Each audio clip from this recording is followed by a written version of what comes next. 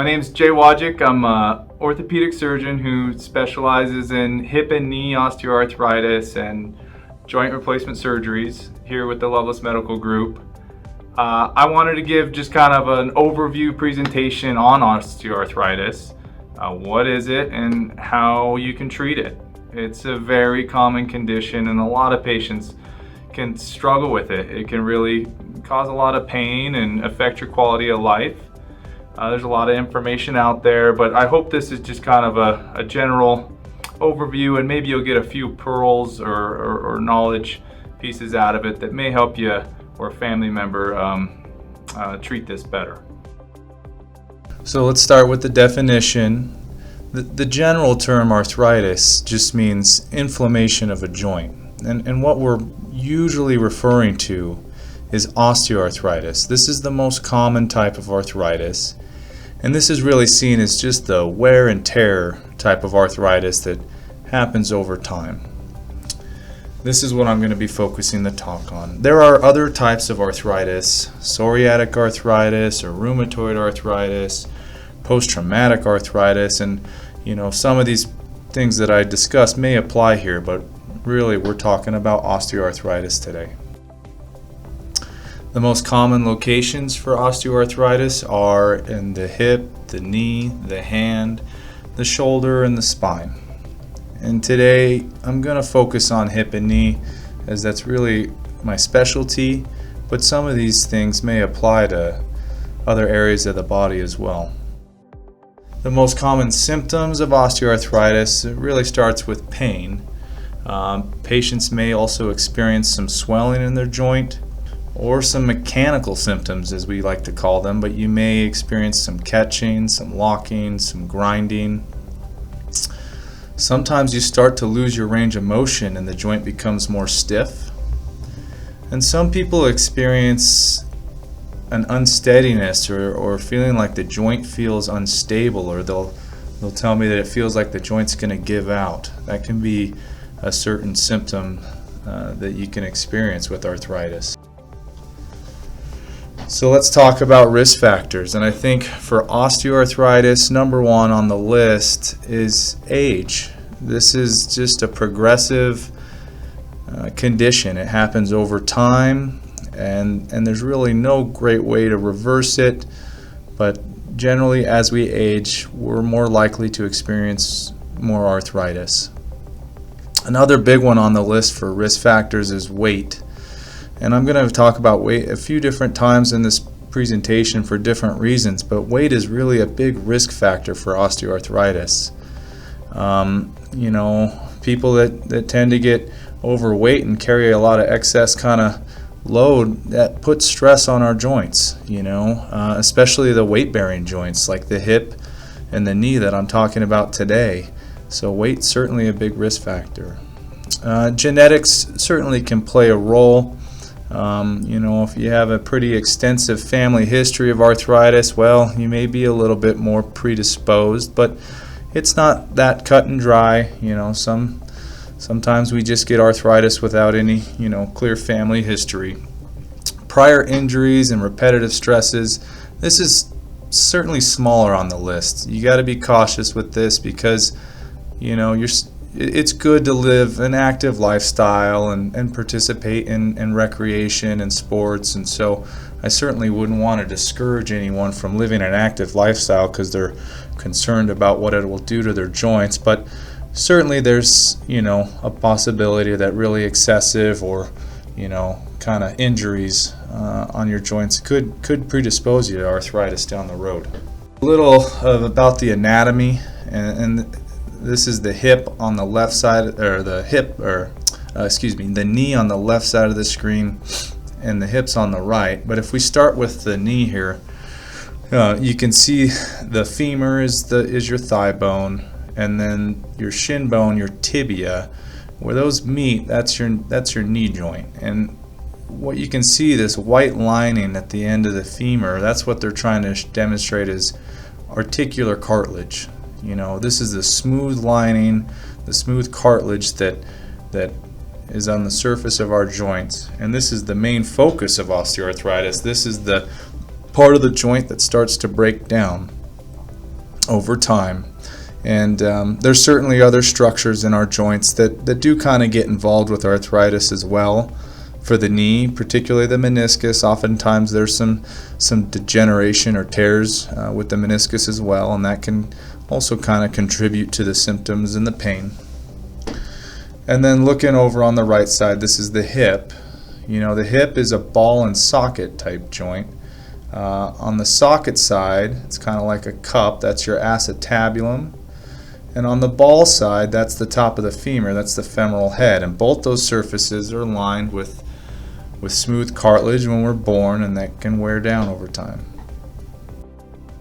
Here's kind of an illustration of what osteoarthritis may look like. So again, on the left is that normal looking knee. You see that smooth white surface at the end of the femur there. That's all healthy looking articular cartilage.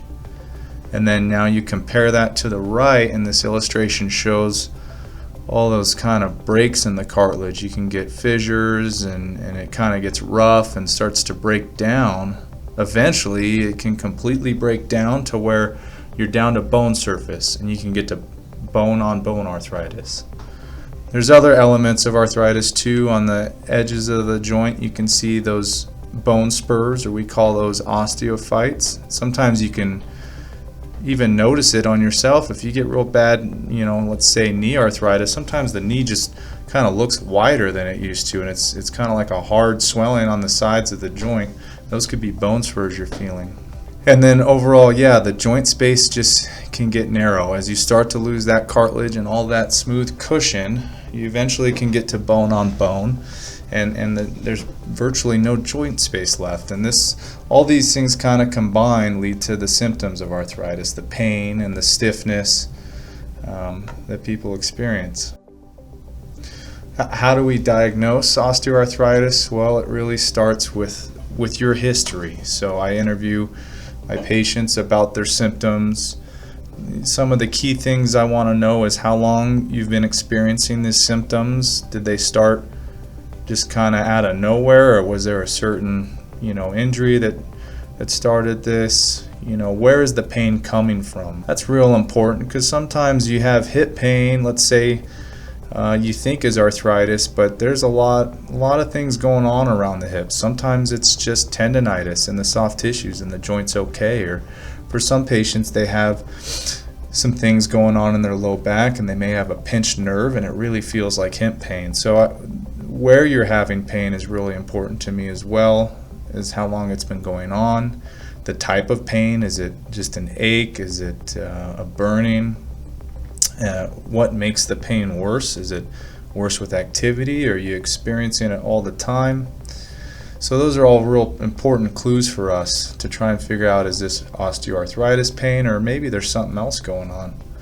And then of course, after we get all our kind of details, we move on to an exam. And some of the key things we look at is your overall alignment. Some people, let's say with bad knee arthritis, can get bow-legged or knock-kneed. They can see that worsening over time. We look at you walk and we see how your gait is. Some people, you start having pain and you start to compensate, and so your gait pattern is important to us. We look at the joint and we feel it. You may have tender areas where you're feeling pain. You may have limited motion, like I talked about, that stiffness. You may start to lose some motion, particularly the hip. Some patients notice it gets more difficult to put on shoes and socks. And then you may experience swelling. There may be fluid in the joint. You might see this more commonly in the knee. And then after we've collected all that info and really examined you, we go on to x-rays. And I think x-rays are really the gold standard for diagnosing osteoarthritis. One technical little thing is it's best if these x-rays are taken with you, we call them weight bearing, but with you standing, because that truly tells us if you're having a lot of joint space loss, because you're standing up and you're putting pressure on the joint. On the right there, you can kind of see an example of a hip x-ray with arthritis. So this is a patient. On the left side of that x-ray, you can see a fairly normal looking hip joint, a nice round ball and a little bit of space between the ball and the socket. And if you look at the right side of that image to compare, you can see that ball is kind of lost its shape. At the top of the ball, it's touching the socket. This is total bone on bone, pretty advanced osteoarthritis. You can see out by the edge of the ball and the edge of the socket, you see those bone spurs. And then you can just see how the bone looks brighter right at that where that joint is very narrow, and that's the bone's kind of natural response to arthritis. As we lose the cartilage, it can get more dense, or we call it sclerotic. But you can imagine that hip is probably pretty painful and getting pretty stiff because it just doesn't have that normal round shape anymore, and there's really no cartilage. So that can be a pretty painful, stiff joint to live with. So here's some more examples of what x-rays look like of arthritis. This is a knee joint. So starting on that left side, the femur up above, the tibia below, you can see pretty good space between those bones. This is a pretty normal looking knee. This is what most of our knees look like when we're young, and lots of cartilage and space between the bones. And then compare that to the right image. The arrows kind of show you it's bone on bone arthritis at this point. There's really no joint space, especially on this kind of portion of the knee here. And again, that bone's a little brighter right at the joint surface, so it's getting a little more dense, a little more sclerotic. And then there's some bone spurs kind of on the edges of the joint too. So let's go into treatment options for osteoarthritis. And I kind of constructed this as a pyramid.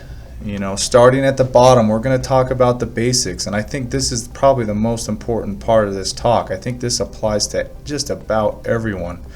Even if you don't have arthritis, some of this stuff may help prevent it or prolong it. Even if you have advanced arthritis, you got to start with these basics, because this is really where you want to start. It's the simple conservative stuff. And then certainly there are some additional options, and I'll briefly go into those.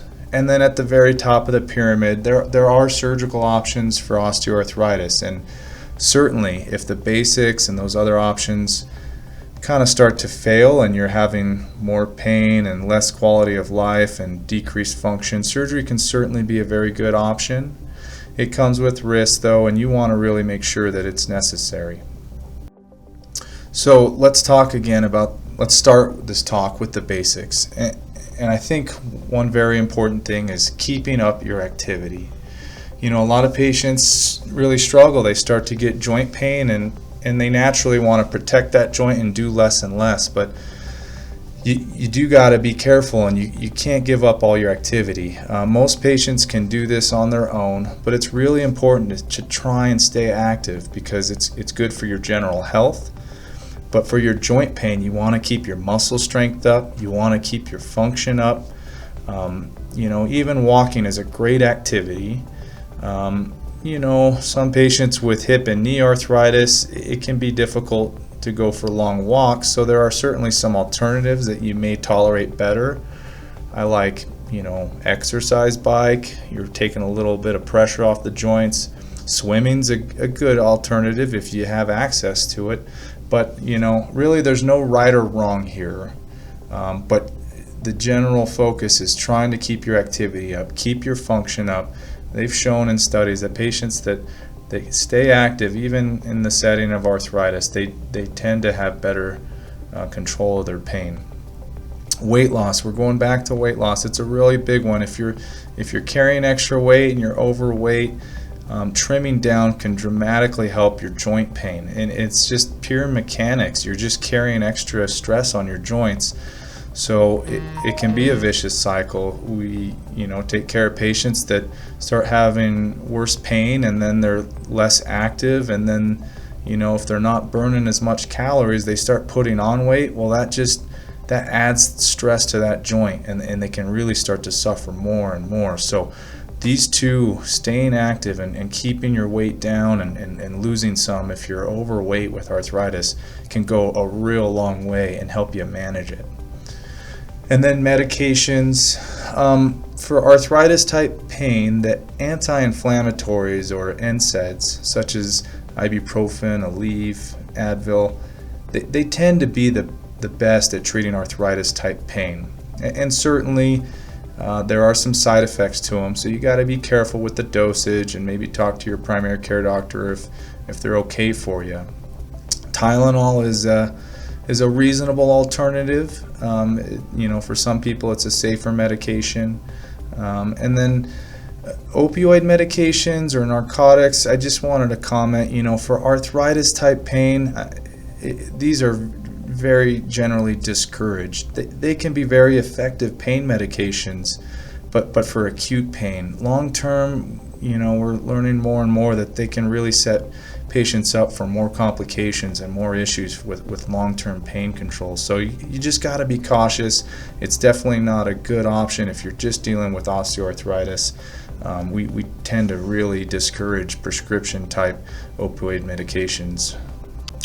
So additional options, there are certain types of injections, some of which we can do in the clinic, and sometimes we have you go elsewhere and do it under image guidance. Corticosteroids, steroids are probably the most commonly used injection. They basically are an anti-inflammatory that we put inside the joint, and they can pretty effectively cool down a flare-up. Some patients get longer response than others. They're generally pretty safe, but you got to we make an assessment with every patient. There's other types of injections, so-called gel injections or viscosupplementation. Kind of mixed data on those, and some patients may be good candidates and respond to it. And then there's this whole other category, and there's a lot of interest in this right now, and I certainly can't get into the depths of it in this presentation, but biologic type injections, so stem cells or platelet-rich plasma or amniotic proteins. In short, I'd just say right now there's just so much research going on about this, and I do hope there's a lot of potential here, but I just be cautious. There's no convincing data that I'm aware of right now that these injections are going to reverse or preserve your joint. They may offer some pain relief, but there's just so much investigation around this right now, and generally they're very expensive and not covered by insurance. So I just say at this point in time, just be cautious about this, but I hope there is some future potential here. Braces, not for everyone, especially with the knee, but some people like a little extra support, so we could always consider that. And there's a few different custom braces that may work for certain patients. Physical therapy, our physical therapists can be an excellent addition. They can, really evaluate each patient and try and find different ways to get them more active, and they can do some different pain relieving modalities as well to help treat arthritic pain. So certainly a very reasonable and helpful option at times. And then another category which I really can't go into too much is supplements. I'm asked a lot about this. There's a lot out there. There's certainly a lot out there and a lot of advertising, and supplements, I guess just be cautious because not all supplements are very well regulated. Some of the more common ones like glucosamine, chondroitin, I think these are probably fairly safe supplements, and for some patients I think it's very reasonable to try them. Just kind of do your research and know what you're buying, and then sometimes just I think the advertisement might promise a little more than it can deliver, but there are certainly there's some options out there. To talk a little bit about surgery, I'm going to focus on the most common types of surgery for kind of end-stage arthritis, and that's joint replacement surgery, or we call it arthroplasty. There are some alternatives, but these are probably your most typical types of surgery for arthritis. On the knee, we usually are talking about a total knee replacement, but some patients and some surgeons may consider partial knee replacement, where we just do part of the knee joint, and that may offer some slight benefits such as earlier recovery. When we do a joint replacement, whether it's hip or knee or even shoulder, it's really, you're kind of getting a new surface. We get rid of the arthritis, so we eliminate or we take off the arthritic surface, a thin layer of bone, and then we resurface the joint with usually metal alloys that are pretty biologically friendly. And then there's usually a smooth bearing surface, kind of like a high-grade, plastic, but it's a smooth surface. You can see kind of illustrations of what that looks like on the knee on the left there, and then here's an x-ray of a hip replacement on the right. And so the original bone that was arthritic is removed. Okay, and then this implant goes down the canal of the femur. At the end of the stem is a new ball, usually a ceramic or a highly polished metal. And then on the socket side, on the acetabular side, there's a new metal cup. And between those hard surfaces is your bearing surface, and that's kind of like a high-grade plastic, but a really smooth surface. So that's kind of an x-ray of a typical looking hip replacement. A little more about just getting ready for surgery. If we're going down this path and everything else hasn't really worked out, we really want our patients to be optimized. We consider your medical history, especially with your heart and your lungs, and a lot of times we coordinate with your primary care provider to make sure you're tuned up. Sometimes we'll have you see a specialist such as a cardiologist or a pulmonologist to get their advice and their blessing to try and get you ready for this surgery. Again, weight, here it comes again. So for just pure surgical consideration, if you're overweight, getting trimmed down before surgery can also help lessen your risk of complications, particularly wound complications, particularly infection. And then also, there's some consideration for the longevity of the implants. Kind of, again, less weight means less stress on those implants, and hopefully less chance that you'd ever have to, have a revision. A lot of patients have diabetes, and well-controlled diabetes is very important. So we want to see, we monitor your hemoglobin A1C, and we want to see that in a safe range for surgery. Nicotine use, again, a big risk factor for wound complications and infections. So please, if you're using any nicotine and you have arthritis, we really want to make a strong push to try and eliminate that. We want you to have a good general nutrition. Again, all these things are just really to make you safe, to get you through surgery with the least amount of risk possible for something bad happening. And we consider your home situation, what support you have, is your bedroom and living situation all on the second floor? Do you have a lot of stairs to navigate? If you do, that's okay. But we kind of like to know these things in advance so we can properly plan. Some patients may be able to set themselves up on a ground floor, or we may, make sure that you're able to navigate those stairs with therapy before we send you home. And for some patients, they may need a little time in rehab to get their strength back first. A little bit about the episode of surgery. Again, these are very general, depending on what surgery you're having, but it's usually a 1 to 2 hour surgery. We try and, for hips and knees, we try and get you up walking. Even the day of surgery is great. And you're, of course, using a walker and getting around a little slow, but we have therapists work with you. For most patients, it's one night in the hospital. There's certainly exceptions both ways. Some patients are able to go home the same day safely, and some certainly may need more time.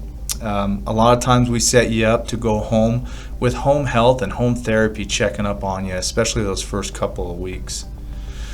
And then after that, a lot of patients, after those first couple of weeks, will transition to outpatient therapy, and this can last generally around 6 weeks, sometimes more, and you just kind of make progressive gains and progress under the guidance of a therapist. A lot of patients ask about when they can return to their work or their hobbies. Well, it really depends on what surgery you had and what those activities and work involve. But to ballpark it, a lot of people start getting back to stuff as early as 4 weeks and upwards of 8 weeks. So that's about all I have for this talk. This is a website that I think has a lot of useful patient information about not just arthritis, but a lot of orthopedic conditions. This is orthoinfo.aaos.org. So this is the American Academy of Orthopedic Surgery website, and you may find some useful information there if you're interested.